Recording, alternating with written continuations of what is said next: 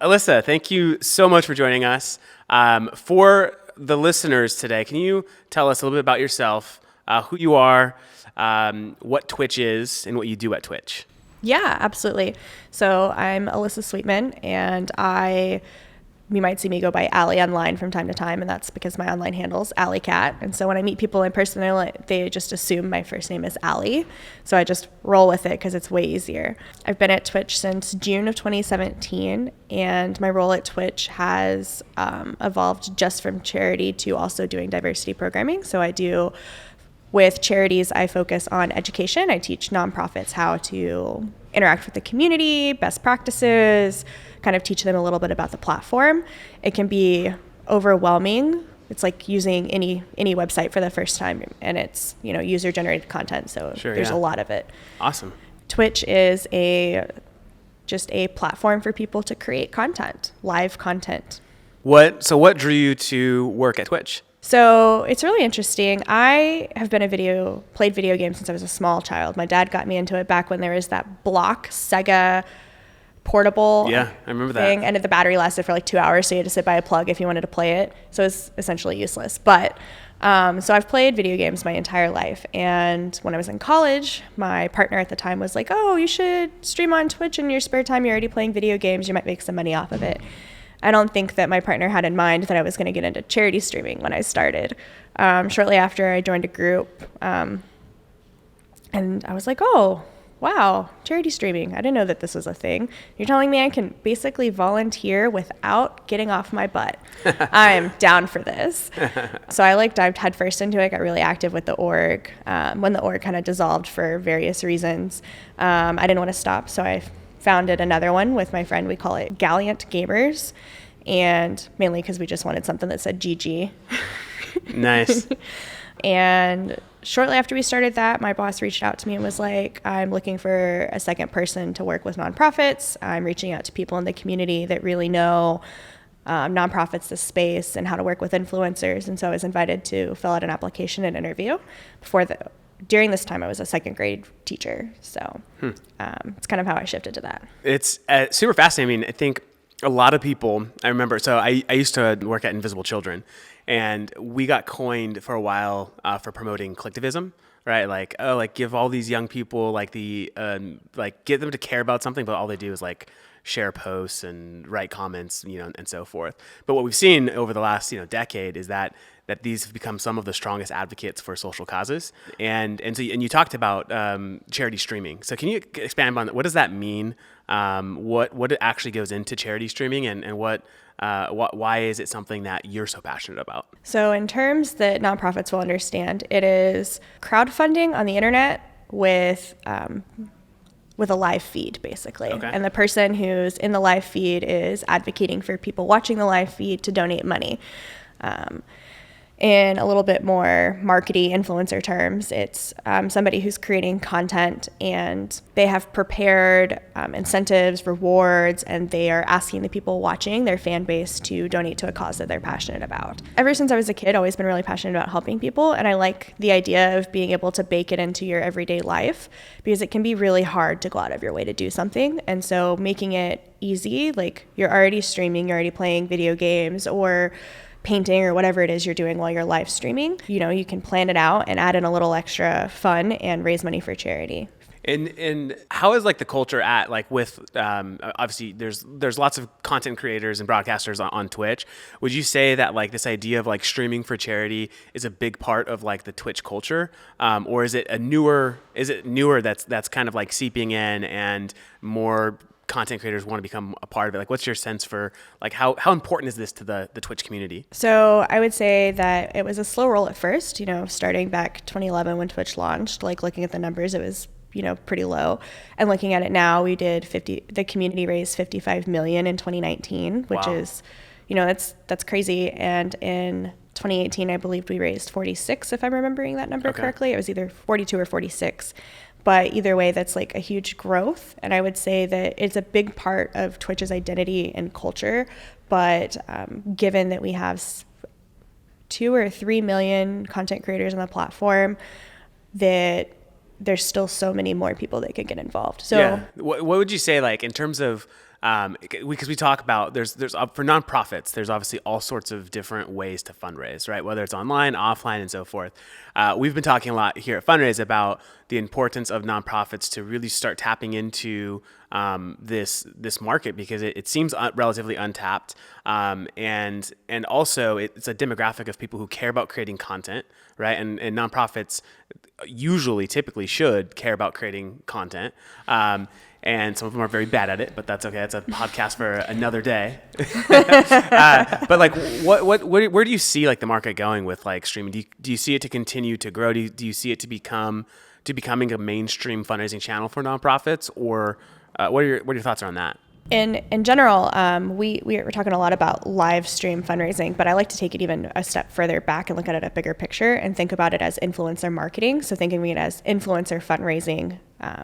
And I really see that it's something that can be taken off. I think a lot of nonprofits are, in my experience, what they're typically afraid of are getting started is not super scalable because it's about building one-on-one relationships. Then there's the issue of, well, if this influencer is fundraising for me, does this mean that I'm endorsing everything this fundraiser does? And then particularly with Twitch, we get lots of questions about things like the content, the game content that they're playing, whether it be a shooter or a horror game or things like that. Nonprofits really want to control the content of the influencer, which when speaking with them and explaining to them that you're not paying them to do something for you, you're not asking them to create new content, you're just simply asking them to add a fundraising component to their stream. And you can't really ask someone to change their content. It won't go well with their fan base. Right. And a lot of nonprofits really get nervous about those factors. So maybe from your experience and seeing a nonprofit that's done this really well, that hasn't come in and have tried to hijack like the content, like, do you have an example of like a specific example or from a high level perspective of like what's a nonprofit that's been successful at like reaching out to an influencer and allowing them to continue just doing their stream, and what were the results, and how was money actually raised through live streaming video games? Like, walk us through that. Like, I think the biggest question mark nonprofits have is like, wait a second, you're telling me that people are going to donate money watching someone play a game for my charity. How does that, like, help us unpack that so they understand how that works? Yeah, so I think the first part of it is when I work with a nonprofit, I try to explain to them that the game or the content they're creating is just the avenue of the content creation, and to think more of each individual streamer as a mini business owner. They're creating marketing, they're branding, they're making deals for themselves, they're managing relationships, they're doing so much more than what you see online. And in some cases, they design their own stuff and do their own video editing. And usually that kind of clicks with them, like, okay, this is just like I would work with a celebrity or a business. And so it starts off with, they're like, so how do I identify creators that might be passionate about my cause? And I say, well, unless you follow them on Twitter and they explicitly say it, you have no way. I was like, if they see an email, feel free to email them. If their DMs are open, feel free to DM them. And I always kind of set the expectation that creators, particularly large ones, get hit up all the time, and to not to be too upset if they don't get back to you. And especially a lot of feedback I get from creators is, if I don't email back, it's because I don't want to say no, but I don't have the bandwidth, or maybe it's not a cause they're too passionate about at the time. Two nonprofits that I think that I worked with, Wounded Warrior Project and Movember, have really done great jobs. Movember started off a little bit slow, and then I've been working with them all the time that I've been at Twitch, and they've really grown so much so that they hired someone to manage the relationships with influencers in the Twitch space. And nonprofits that do well typically hire someone to manage like you would hire someone to manage a group any of other donors, type of program. any type of work, someone specific. And does that person, if I'm going to hire someone, does that person have to come from like the gaming industry, or what would you say are like the core competencies or characteristics of the type of person that you should hire? So if you can hire from the community, that's always good. But typically what people will do is they'll hire someone in the community that they think has a lot of clout or a lot of reach, and kind of lean on them to know what to do when they get hired. But the types of questions I tell nonprofits are, tell me a type of program you think would run. I would ask them basically marketing-based questions. Okay. I would ask them questions you might see on a go-to-market or a program proposal. I would give them a scenario. I would say like an example that's pretty easy to use is the Alzheimer's Association has the longest day. If I was working there and interviewing someone to take on that program, I would say, can you think of some ways that we can incorporate or market to streamers to participate to fundraise on the longest day? And really understanding that just because someone in the streaming industry has a little bit of knowledge or they are a streamer, it doesn't necessarily mean that they would be good to hire. And on the flip side of that, hiring someone directly from who has a very heavy marketing background, also from traditional companies, has a hard time working with influencers because, again, they want to put the people they're working with or asking to fundraise in this box. So it's a little bit of a balance. You're looking for someone that's a self-starter, that is creative with coming up with ideas, and has a little bit of a marketing background. And if they don't have a marketing background, at least somebody who can formulate a plan. Right. Okay. And we hear often, live streaming is great for fundraising. And a question I have is, 2 years ago, I was watching a live stream from Charity Water, and I was watching it virtually, and they were raising money for their cause. And their program, one of their program officers came on camera. I think it was like in Uganda or something like that. And they were getting ready to dig a well, and they wanted the people at this gala in New York City to basically see water shoot up from the ground to show, because it was $20,000, something like that, to build a well. And so they're trying to take their audience live to the actual work on the ground. And it was impactful. I mean, they raised, millions of dollars that night.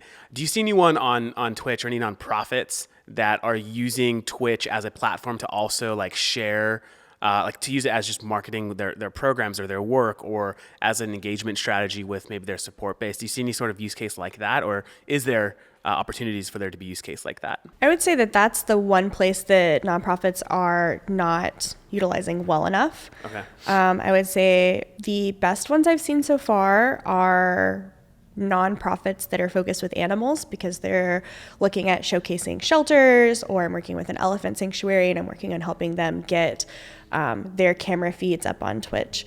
But there's a huge opportunity to showcase on Twitch what the work is that they're doing. I think the thing that makes it hard is that a live audience, think about it like your favorite TV show.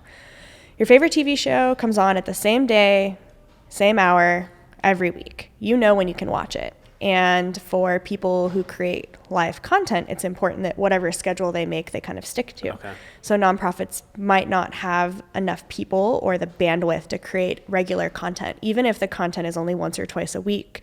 That consistency is really key. Yeah, that makes sense. When someone's going live, so you're gonna tune in, set a reminder, whatever it takes to watch. There is a rescue zoo that I worked with in Denmark. Their Twitch channel is Play Rescue. And it's a guy he inherited his family's zoo and he turned it into a rescue zoo, taking in animals around Europe that shouldn't be there. And he mostly plays video games and talks about his work, but a couple of times a month he'll do an IRL stream where he goes around the zoo and he'll talk about the different animals they have and stuff like that. Oh, and wow. that's really cool. Yeah.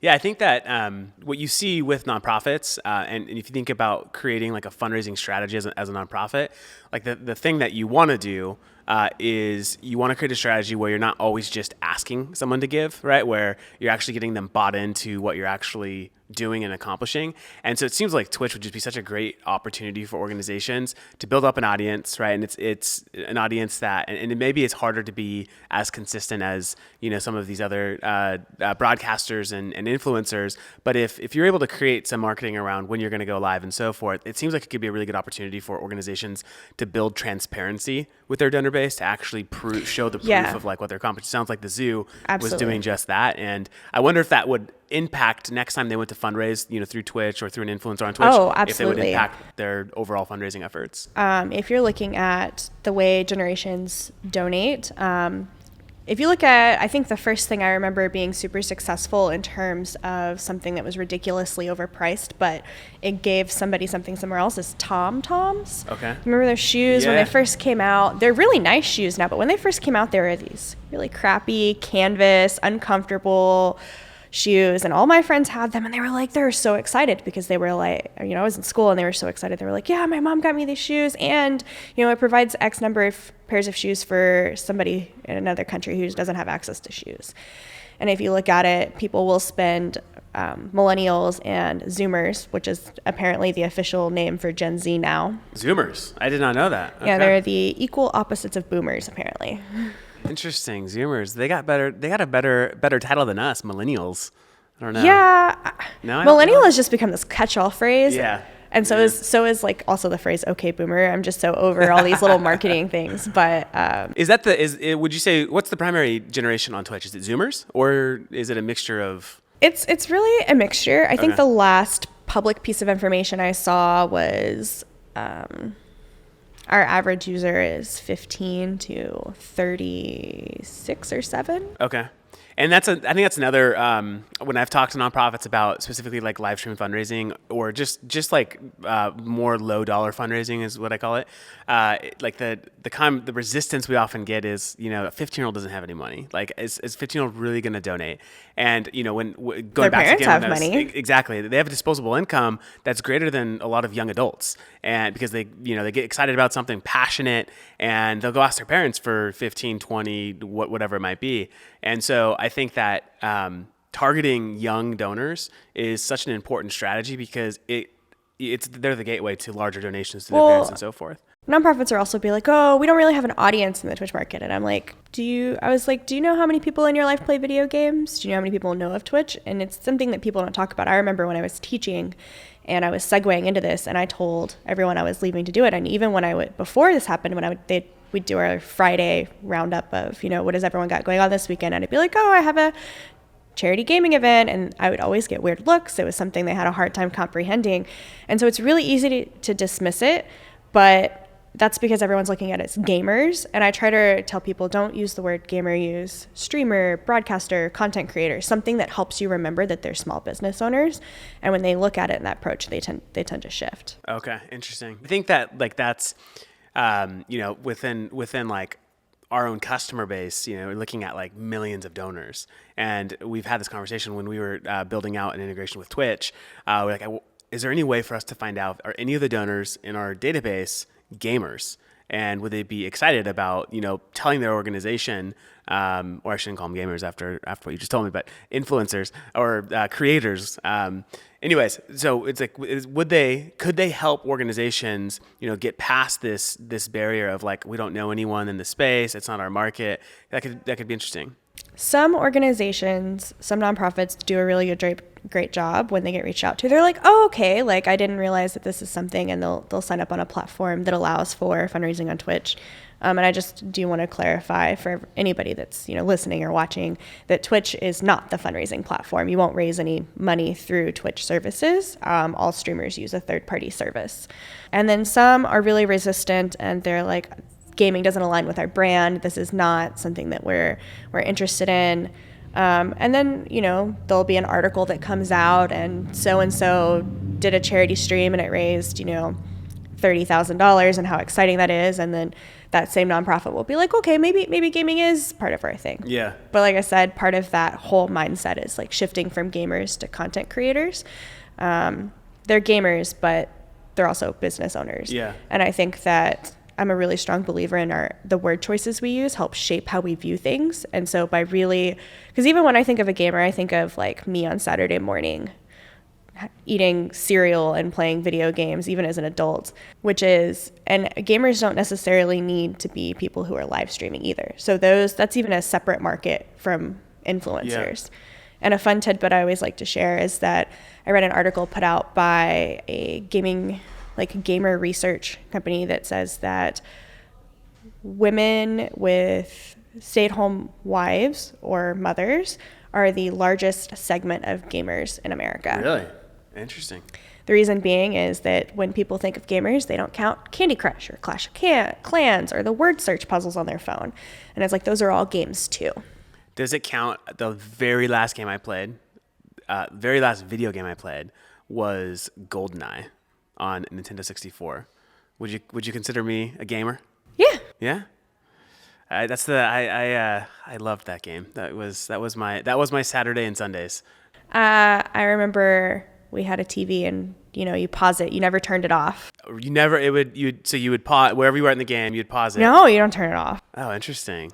Wow. Yeah. Okay. That is next level. One thing that I also hear nonprofits talk a lot about when they talk about live streaming is they reference St. Jude, because St. Jude, I think, has raised tens of millions through, and it's been on Twitch, not through Twitch, but utilizing the Twitch platform.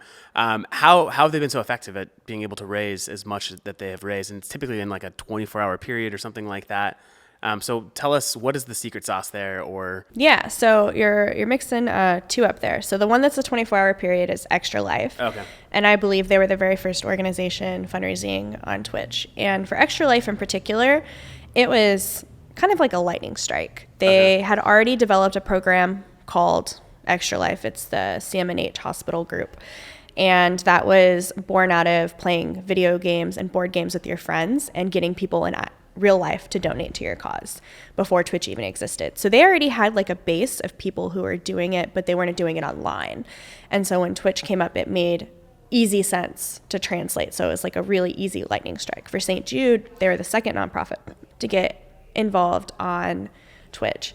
And it started with, I love the way Zach tells this story. He got started, he was working on their website and he was like, hey, this is going to be big. And St. Jude is like, we're not even sure what you're talking about. Sure, go try it out. And he did. And it's wildly successful. He's a wonderful human. And kind of the secret sauce for St. Jude is just that one-on-one building relationships, talking with people, really spreading the mission and understanding that you're not talking to a board member, you're talking to another person and you got to connect on a person level. One of the things nonprofits ask me is like, oh, should we start a gaming Twitter? And I'm like, no, don't treat it as an other. You don't have a Twitter for people who do walkathons and a Twitter for people who do crowdfunding. It's just a part of it. Right. St. Jude, Save the Children, Wounded Warrior Project, Movember, all of those.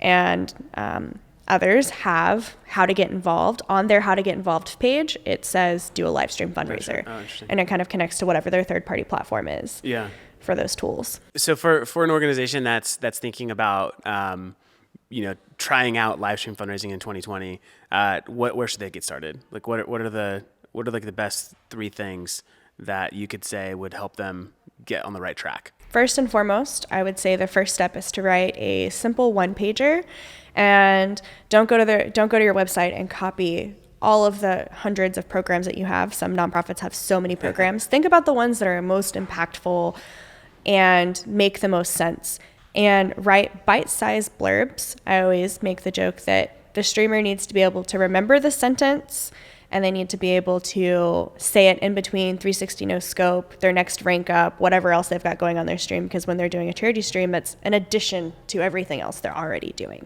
So make the information easy to remember, make it impactful. Impact statements, I always talk about the way an impact statement is worded. It's funny that we were talking about RAD earlier. My favorite impact statement is from RAD. Oh, cool. So their impact statement that they tell streamers is, for every $35 raised, RAD is able to provide a therapy session for someone in need. Name of the nonprofit, how much the price point of the donation that gets something done, what does it do, somebody in need who needs mental health assistance. And so that's really easy to get behind. And so making sure you have those points are really great. Right. And then the influencer, as they're streaming, has these bullet points, has this information to... And they'll use as much or as little as they want. Right. So that's the first part. Make sure that information is there. The second part, and I'm assuming that they've already signed up on a platform that they can connect with, that streamers can connect with and use. The second thing is that when you're reaching out to creators, just be really honest. One of the most interesting aspects of seeing things on Twitter is when a company does a mass email and it says, "Hi, insert streamer name. I was watching your stream the other day and I noticed that your stream is really great and I think you'd be really great for this program." People tend to screenshot those, mark out like emails and names, and then post them and say, "Hey, did anyone else get this email?" And then it turns into this really long thread. So I tell nonprofits, be honest. Yeah. Send them an email saying, "Hey, I found your email on Twitter. I found your email on your Twitch channel. We're getting started in this space." Authenticity is the best tool anyone can have. And have one person focus on it, or two people, somebody for a face. Every single one of the successful nonprofits has a single person that streamers can say, "Oh, I know so-and-so at that nonprofit."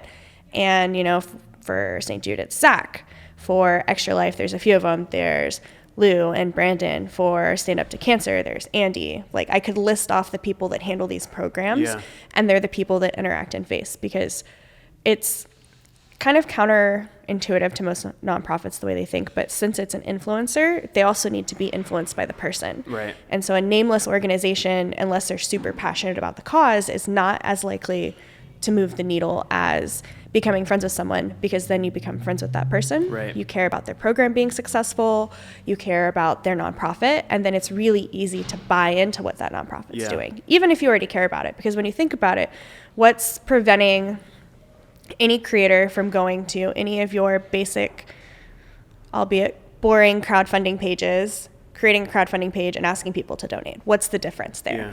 And the same thing with viewers donating to streamers' campaigns. They could easily go to a nonprofit's website and make that donation. So being mindful of the fact that this is completely different, and your relationship building is less with donors and more with the people asking for the donations. Right. So those are the first two things.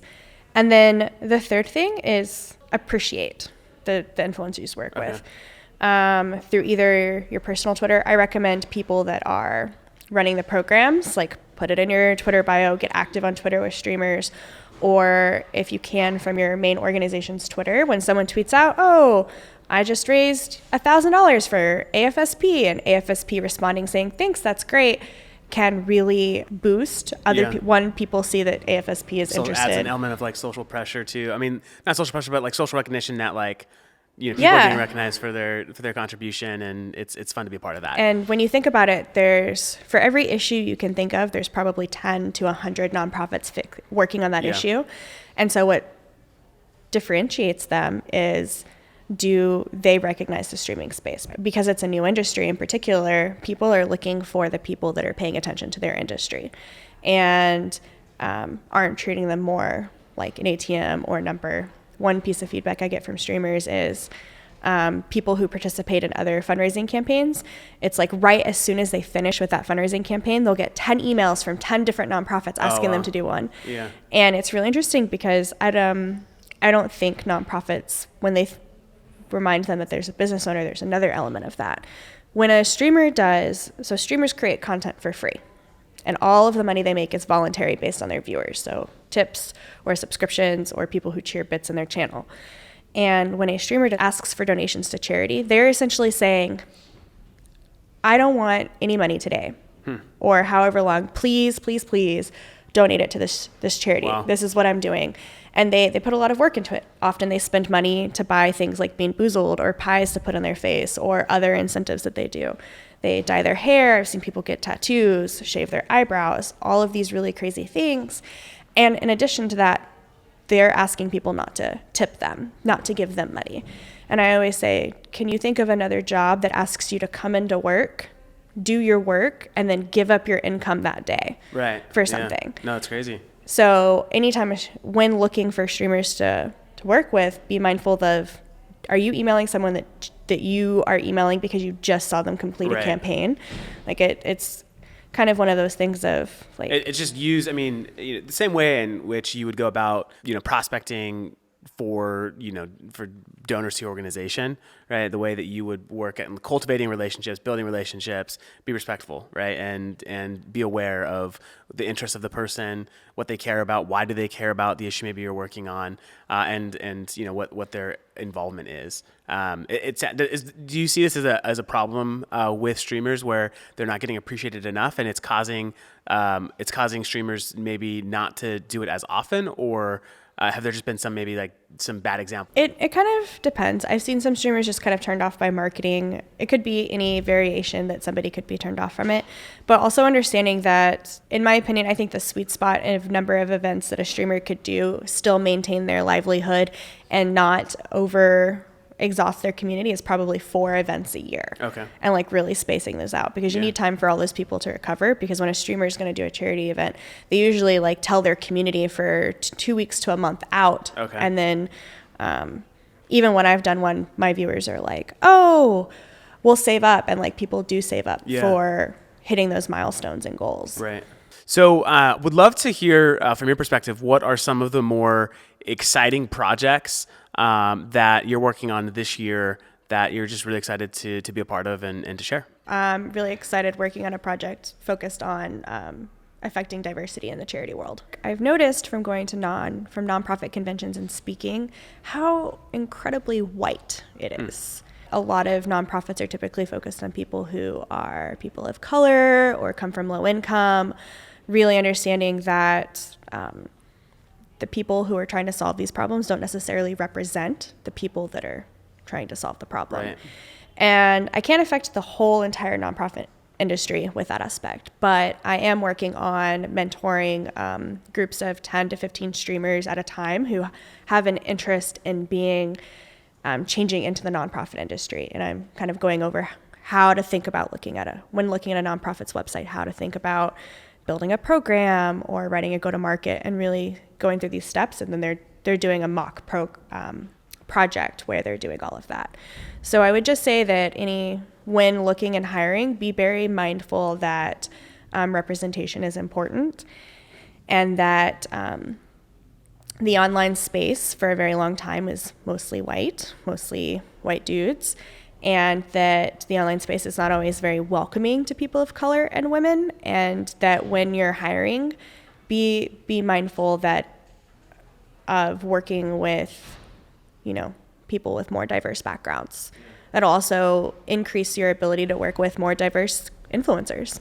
I like to compare the streaming industry, or really in any new industry, when talking about diversity, to venture capitalism. Because if you look at it, venture capitalist firms were considered women and people of color much higher risk factors when investing in their companies, and so they wouldn't. So you saw people of color only venture capitalist and women venture capitalist groups spring up, and they're wildly successful.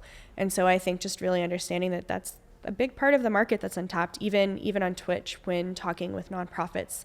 And then, so I started noticing it myself, and then what drove me to be actionable on it was a nonprofit that came to me and they said, I noticed that most of our fundraisers are white and mostly male, and how do we fix this, and how do we address this? And so I went to Twitter and was like, hey, streamer friends that are people of color, can you help me out with some stuff? And really great woman responded and gave me all kinds of tons of feedback. We went back and forth, and all on her own, she took it, ran with it.